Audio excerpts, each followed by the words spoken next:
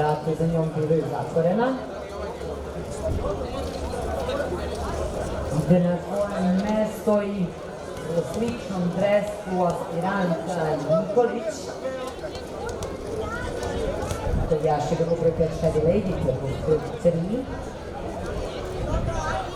Bela lenta preko grudi Nikolića, Belfo B preko crvenog torza Ilić i upravo je Stela Selvađija na liderskoj poziciji u ovoj trci, baci glavu, ali uspeva da je kontroliše Džokije Željko Ilić, druga pozicija za Ragnaroka, treća za Shady Lady, na četvrtoj poziciji Igaru galopira Jastreb.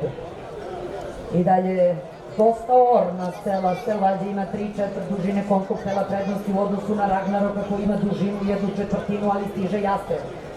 Na 3/4 dužine konjskog tela, ali sad otpada na dužinu 1/4 Shady Lady od Jastreba. Ragnarok se primiče na dužinu vrata Steli Selvađiji.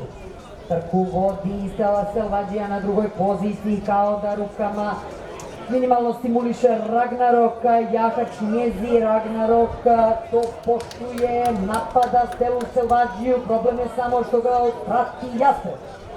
Stela Selvađija kao da je rešena, špica repom, na čelu je Ragnarok, diže bič njezi. Spolja napada Jastreb, spolja Jastreb, iznutra Ragnarok, Ragnarok ili Jastreb.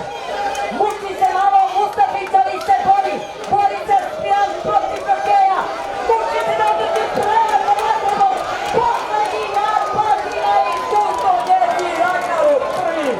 Druga pozicija za Jastreba, treća pozicija za Shady Lady i četvrta pozicija za Grlodoj Vas,